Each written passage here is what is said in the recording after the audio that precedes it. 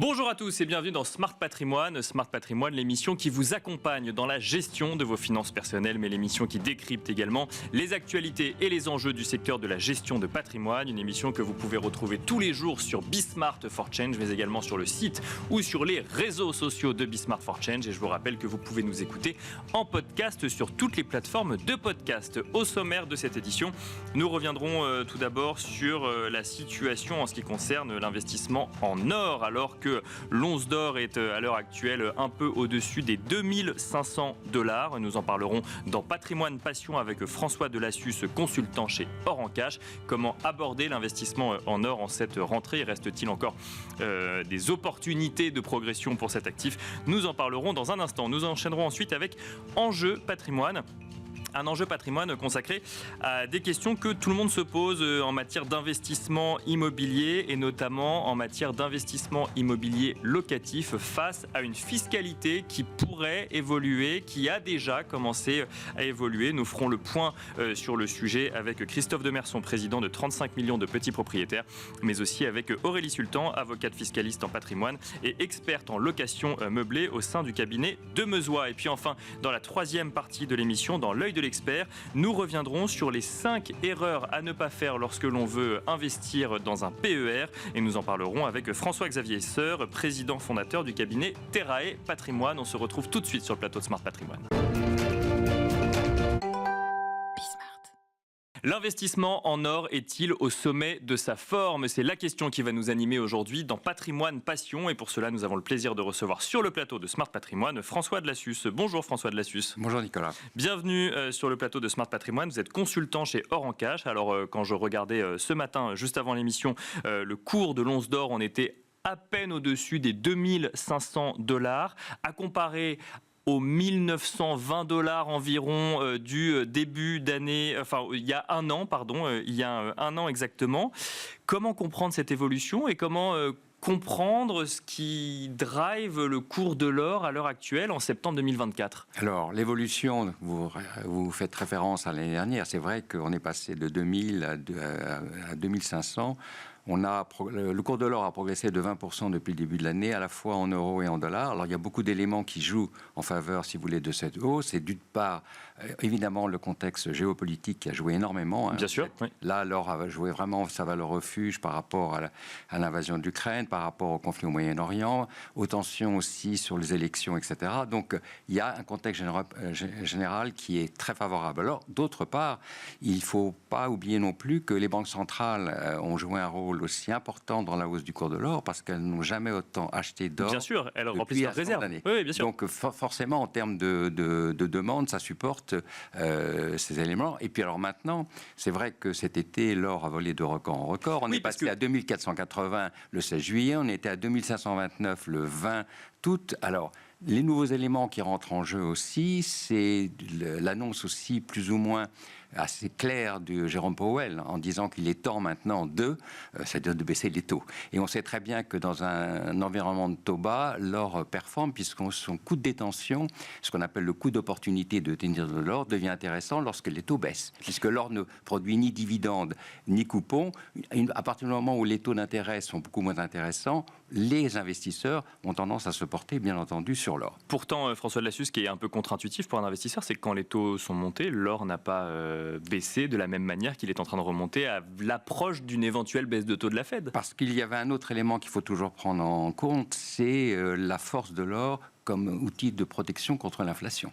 Et on a eu une inflation très forte, puisqu'on avait des taux de plus de 5% dans certaines zones du monde. Et dans les périodes de forte inflation, l'or performe toujours très bien. Il y a toujours un décalage entre la hausse des taux et la performance de l'or. Donc ça, si vous voulez, l'inflation, c'est également le fait que les gens s'inquiètent sur la valeur de la monnaie. Donc ça veut dire dépréciation monétaire. Le cours de l'or, lui, généralement est stable. Voilà.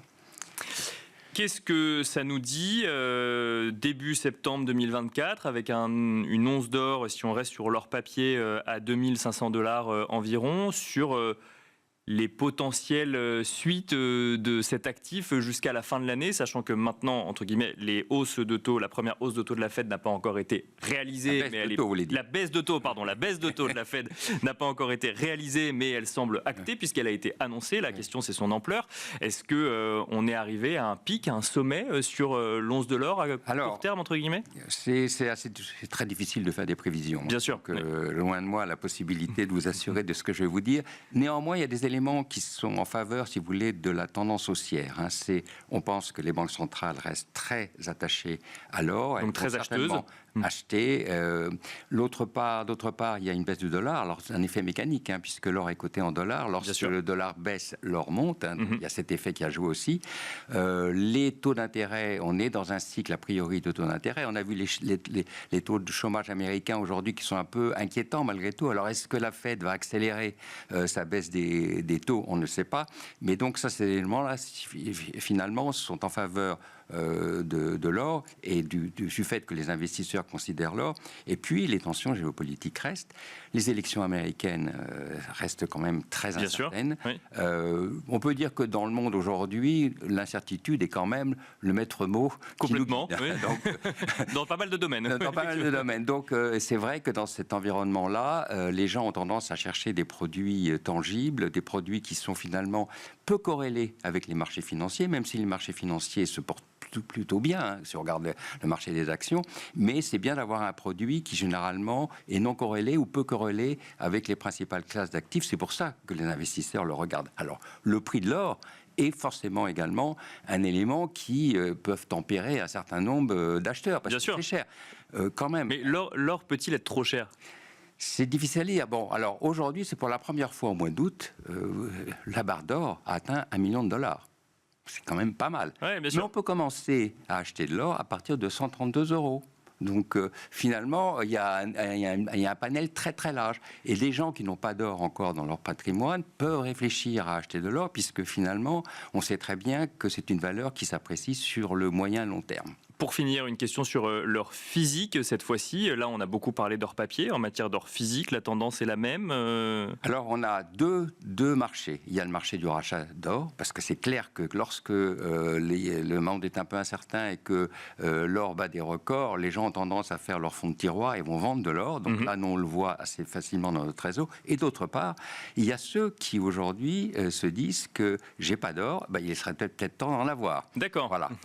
Donc, on a deux... Donc il faut que ça passe la barre des 2005 voilà. À peu près pour que... Non, je pense qu'en plus les Français, vous savez très bien, ont tendance à acheter lorsque les actions montent et ils ont tendance à acheter lorsque l'or monte. Donc, ça c'est unique. Non, c'est pas uniquement les Français, c'est beaucoup les Français. Beaucoup les Français quand même, d'accord. Oui, parce qu'on est beaucoup moins ce qu'on appelle en anglais price sensitive. D'accord. Vous prenez les Asiatiques regardent très vite les prix de l'or. Si l'or baisse, il y a manifestement une volonté d'acheter. Alors un élément important aussi sur le cours de l'or qui peut le soutenir aussi, c'est alors que le marché de la Chine est assez faible en ce moment, parce que la Chine a de gros problèmes, et l'immobilier chinois n'est pas très intéressant, donc les Chinois ont tendance à se porter sur l'or, mais ils ont un problème économique. C'est l'Inde aussi, où il y a une baisse comme ça s'appelle, de la taxe d'importation. D'accord. Donc et les Indiens sont très, très, très acheteurs d'or. La baisse de la taxe d'importation sur l'or a boosté aussi le marché, ce qui renforce aussi la demande sur l'or.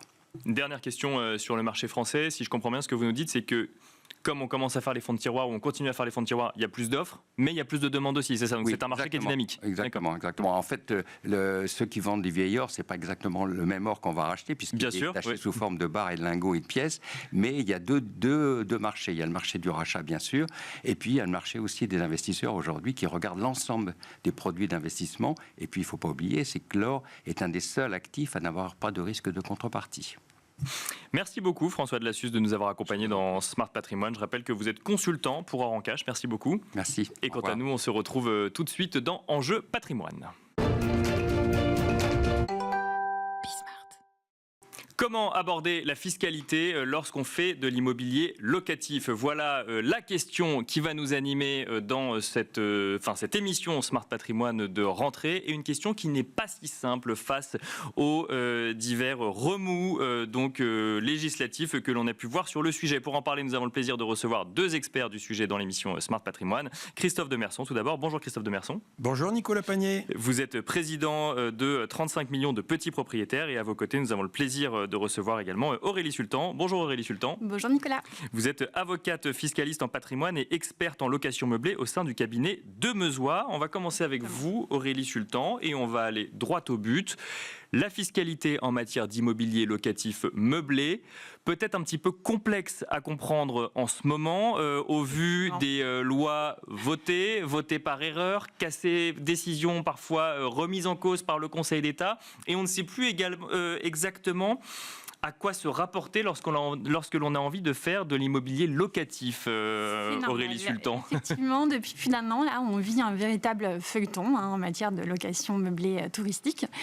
Alors, ça a débuté il y a un an pile, avec la loi de finances pour 2024. D'accord. On a un amendement qui a été voté par erreur, en fait, qui a été voté par erreur. Par le gouvernement, oui, bien sûr, par l'Assemblée nationale. Parce que si on se souvient bien, la loi de finances avait été adoptée par l'article 49.3. Bien sûr, oui. Et finalement, à la fin, après pas mal de discussions, il était question de plus voter un dispositif sur la location meublée touristique lors de la loi de finances. Bien sûr. Parce qu'on voulait tout remettre à plat, donc on s'est dit on va attendre un petit peu. Mais finalement, un amendement a été voté par erreur. C'est un amendement du Sénat qui prévoyait en fait de réformer le régime microbique applicable seulement aux loueurs en meublé de tourisme non classés. D'accord. La différence entre classé et non classé, c'est une démarche qu'on fait pour professionnaliser un peu son logement touristique quelque part ? Exactement. En fait, on est classé, on demande à un organisme de nous attribuer une étoile, comme un peu à l'hôtel, en fonction du degré de confort et de prestations fournies. Et donc cet amendement est voté par erreur, pour remettre en cause effectivement cette fiscalité. Seulement les non classés. Seulement les non classés. À la base, finalement, on entendait beaucoup de discussions sur une réforme des loueurs en meublé touristique classés. D'accord. Parce qu'eux avaient une véritable niche fiscale qui est un abattement de 71%. D'accord. Ils étaient imposés sur 29% de leurs revenus, à condition de ne pas dépasser un montant de chiffre d'affaires de 188 700 €. Donc si je caricature pour bien comprendre, ils professionnaliser un petit peu leur activité parce qu'ils étaient classés et en même temps ils avaient un abattement fiscal et c'était remis en cause. Finalement, l'amendement qui a été voté par erreur concernait les non classés. Exactement, qui avaient eux un abattement de 50% s'ils avaient un chiffre d'affaires inférieur à 77 700 €. Il faut être précis dans les chiffres, effectivement. Voilà. Et donc, immédiatement après l'adoption de la loi de finances, on a un communiqué du gouvernement qui nous dit, écoutez, c'est une erreur de plume. D'accord. Ça devait vraiment être supprimé, ça n'a pas été. Vous inquiétez pas. Une erreur de copier-coller, ouais. Exactement. Vous inquiétez pas, pour la prochaine déclaration, vous pouvez appliquer le régime antérieur, aucun problème. Donc finalement, rien ne change, vous gardez vos abattements. D'après le communiqué. On attend un petit peu, les professionnels, on attend quand même qu'il y ait vraiment quelque chose d'officiel. Et on a le BOFIP qui arrive en février, c'est les commentaires d'administration, qui nous dit on tolère pour cette année, pour 2023, d'appliquer les anciens seuils et les anciens abattements. Donc rien ne change. Donc rien ne change. Sauf qu'immédiatement après ce BOFIP, on a plusieurs députés de différents partis d'ailleurs qui font un recours pour excès de pouvoir devant le Conseil d'État pour annuler le BOFIP. Pourquoi ? Parce que le BOFIP n'a pas à rajouter à la loi et à remplacer la loi. Donc il y a un recours qui est fait. Donc finalement, pour bien comprendre, qui font un recours devant le Conseil d'État pour dire on applique cette loi qui a été votée par erreur et dont le gouvernement a dit qu'elle a été votée par erreur. Exactement. D'accord.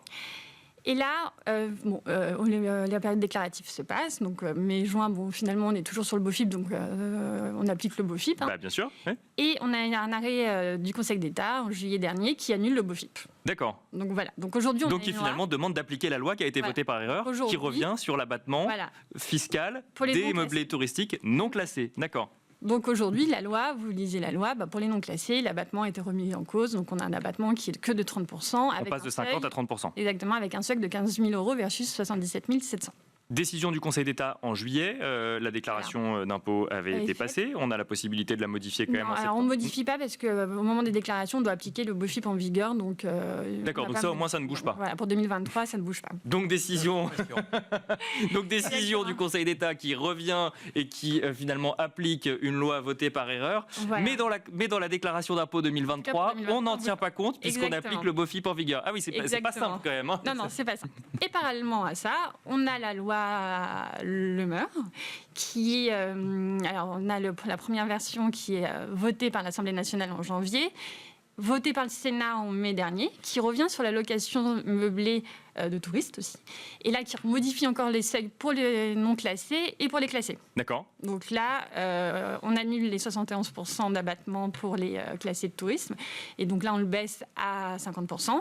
Et pour les meublés non classés, on reste à 30%, mais avec un seuil de 23 000 euros.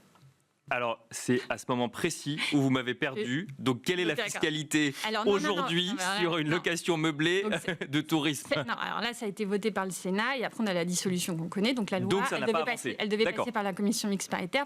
Ça n'a pas été fait. Donc, pour l'instant, on est encore au régime antérieur, à part pour les meublés non classés. Christophe Demerson. Je vous ai perdu. Non, si, c'est clair, effectivement. Mais donc, en fait, ça veut dire qu'on a simple, Nicolas. On a quand même une loi votée par erreur, donc, dont vous nous avez expliqué les différents rebondissements. Et derrière, on a ensuite une autre loi qui vient légiférer sur le même sujet. Exactement. Et qui, en plus, qui n'est pas encore, pas encore votée et qui propose finalement de passer à 30% aussi pour les meublés non classés, oui, mais avec un autre seuil. Mais avec un autre seuil, voilà. D'accord. Ok, donc tout ça reste en cours. Christophe Demerson. Et on aussi sur le sujet, mais bon, ça, on y reviendra peut-être tout à l'heure.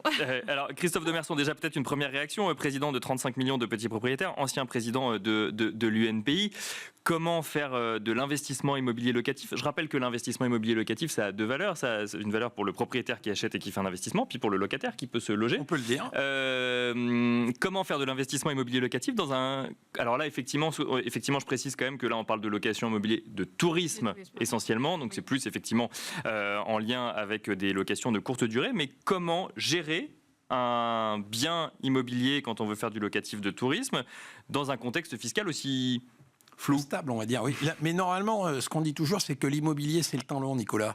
Et en parlant de temps long, eh ben là, je pense qu'on est servi parce que, bon, Aurélie est pédagogue, mais il faut qu'elle soit pédagogue. Alors, vous voyez ce que ça peut donner au niveau du français moyen. Et après, il ne faut pas s'étonner que le petit investisseur, le français, il se dit, qu'est-ce que je fais? J'achète, je loue. On ne sait pas, on est dans l'incertitude, donc tout le monde attend. Et au bout de... On peut dire, on en a assez parlé sur votre plateau, eh ben, aujourd'hui, l'incertitude et les coups de matraque et les coups de rabot, d'aller, de retour, eh ben, on en est là. Le marché, il est bloqué, il est figé. Et c'est mauvais, vous le soulignez, pour les propriétaires, bien sûr, et c'est mauvais pour les locataires. Et aujourd'hui, on est dans une situation complexe. Et je peux vous dire qu'il faudra des épaules pour le futur ministre du Logement.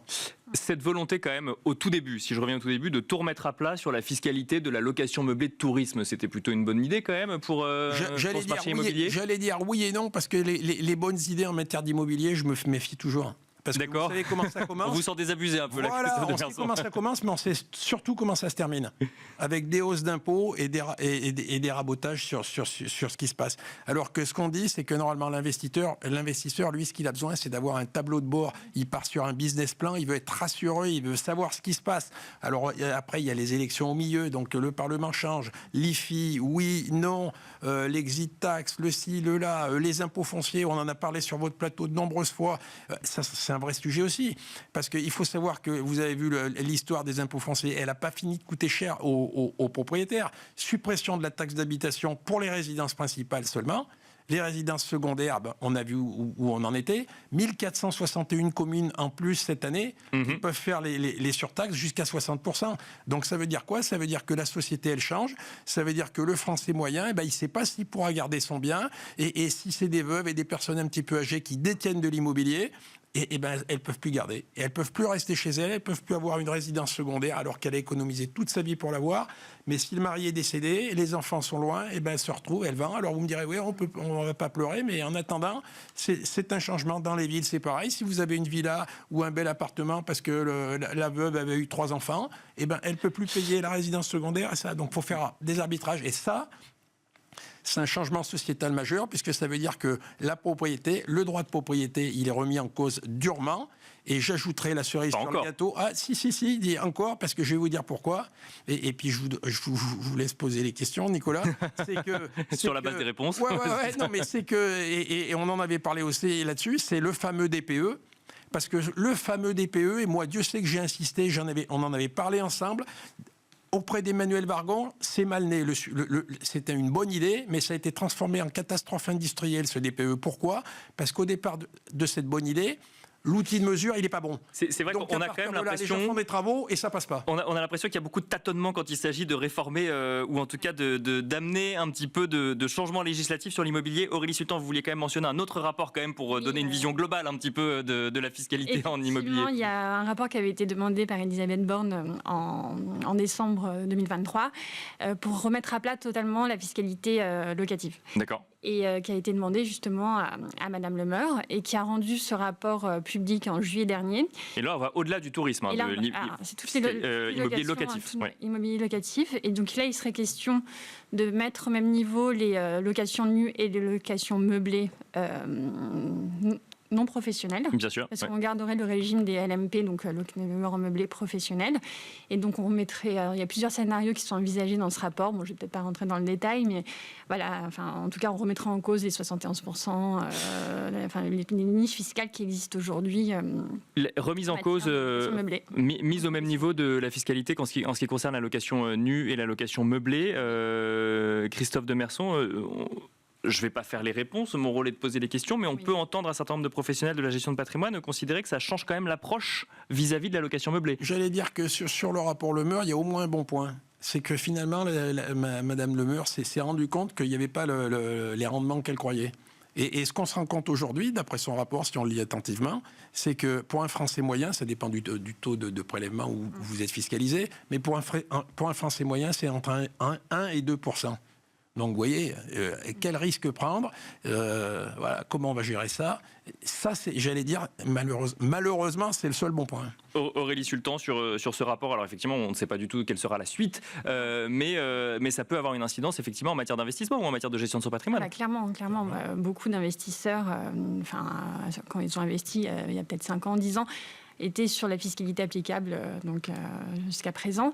Et là, il y a un gros changement qui pourrait avoir lieu, c'est la remise en cause de la déduction des amortissements quand on est au réel. D'accord. Et ça, normalement, c'est vrai que c'était assez avantageux pour les loueurs en meublé non professionnels, car on arrivait souvent à une base imposable égale à 0, donc quasiment pas d'impôt sur le revenu applicable. Et là, si on remet en cause ces amortissements pour les investisseurs qui sont déjà en rythme de croisière, qui ont pris des crédits et donc qui ont fait un business plan assez clair en tenant compte de la fiscalité applicable, là, si on leur remet en cause cet amortissement, la déduction de cet amortissement, ça peut être problématique. Donc ça pourrait les inciter. Vous savez, Nicolas, et je rebondis sur ce et on finira là-dessus. Le président de la Cour des comptes, Moscovici, a dit il faut viser juste sur cette réforme. J'allais dire oui, ok, il faut viser juste, mais il faut surtout pas se tromper de cible, parce que la cible de l'immobilier, d'une manière générale, je pense qu'elle est dans le collimateur du législateur depuis un bon moment. Eh ben, on finira là-dessus. Ce sera un bon mot de conclusion. Merci beaucoup Christophe Demerson, président de 35 millions de petits propriétaires et ancien président de l'UNPI. Merci Aurélie Sultan, avocate fiscaliste en patrimoine et experte en location meublée au sein du cabinet de Meusois. Merci beaucoup. Et quant à nous, on se retrouve tout de suite dans l'œil de l'expert. Quelles sont les erreurs à ne pas faire lorsque l'on veut investir via un PER? Voilà le sujet qui va nous animer aujourd'hui dans l'œil de l'expert. Et pour en parler, nous avons le plaisir de recevoir sur le plateau de Smart Patrimoine François-Xavier Seur. Bonjour François-Xavier Seur. Bonjour Nicolas Pagnès. Merci d'être avec nous dans Smart Patrimoine. Vous êtes président fondateur du cabinet Terrae Patrimoine et vous avez listé 5 erreurs à ne pas faire lorsqu'il s'agit d'ouvrir ou d'investir dans un PER, François-Xavier Seur. Exactement, parce qu'aujourd'hui on voit que le PER, il y a de plus en plus de monde qui essaie de le pousser, de dire voilà, il faut faire un PER à tout prix, faites de la défisque. Et ça m'agace énormément. Je pense que ce sont les anciens. Donc là, je vais râler pendant 5 minutes. Mais je pense que ceux qui avant vendaient du Pinel, vendaient de la défisque Pinel, se sont mis maintenant à vendre de la défisque PER. D'accord.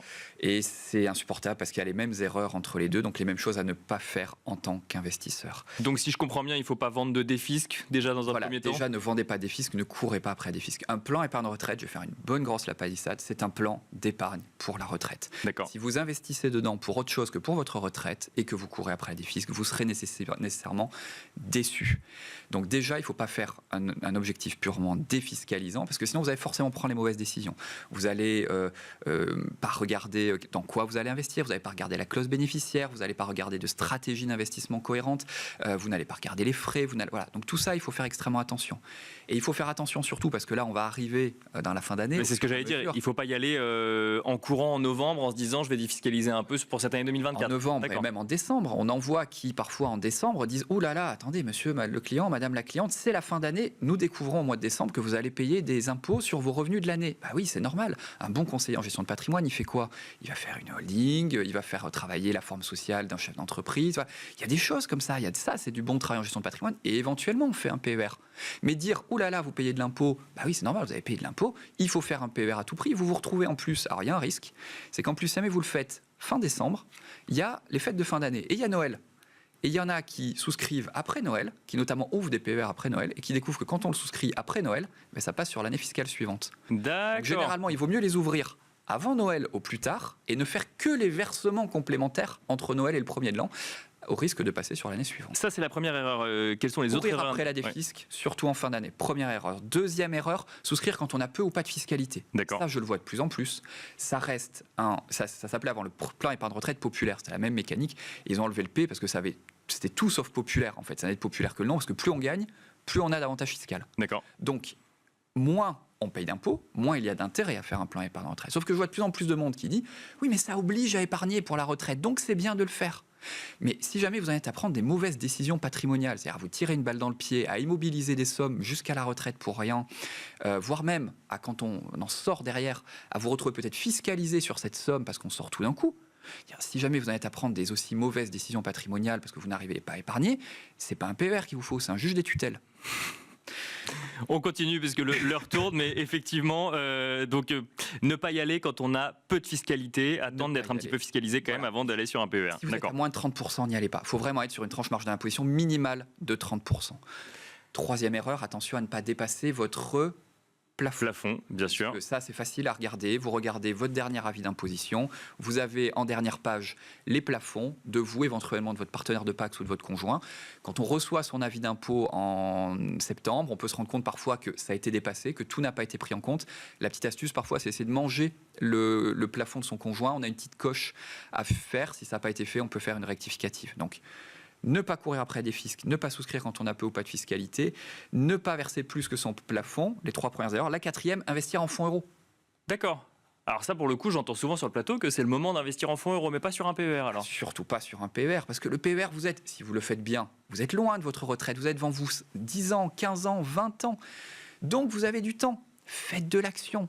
À 20 ans, ça, mais vous faites du fonds euro, vous allez perdre du pouvoir d'achat. Faites des versements mensuels programmés sur de l'action, de l'ETF, du grand fonds action internationale, etc. Allez-y. Pour un premier versement, vous pouvez faire quelque chose qui ne va pas dépendre forcément des marchés actions, du non-coté, de l'immobilier, des choses comme ça, de l'obligataire en ce moment, pourquoi pas.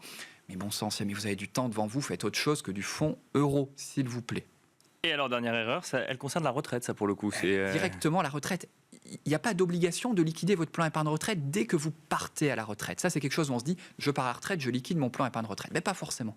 Parce qu'il ne faut pas l'oublier, il y a quand même beaucoup de retraités qui déjà continuent à épargner à la retraite et qui au contraire ont du pouvoir d'achat parce qu'ils n'ont plus de crédit à rembourser, etc. Et ils ont du pouvoir d'achat. Donc ils peuvent continuer à défiscaliser, à poursuivre cet avantage fiscal. Et puis, on peut avoir intérêt à liquider son plan épargne retraite tard, à le liquider plutôt quand on va avoir notamment des dépenses qui vont augmenter à la retraite, plutôt quand on va avoir par exemple de la dépendance, peut-être 85 ans, 90 ans. Et à ce moment-là, on va avoir, comme un assureur, ça calcule la rente viagère sur l'âge, bien sûr, oui, la durée de vie restante et le capital constitué. Normalement, la durée de vie est plus courte si on liquide plus tard. Le capital constitué est plus important parce qu'on a fait de la plus-value et qu'on a continué à épargner. Donc la rente sera plus élevée.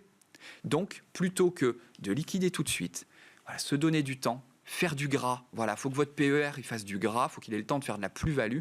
Et à ce moment-là, vous ferez un effet de levier fiscal. C'est ça qui intéresse. Merci beaucoup François-Xavier Serre, président fondateur du cabinet Terrae Patrimoine. Merci à vous également et on se retrouve très vite sur Bismart.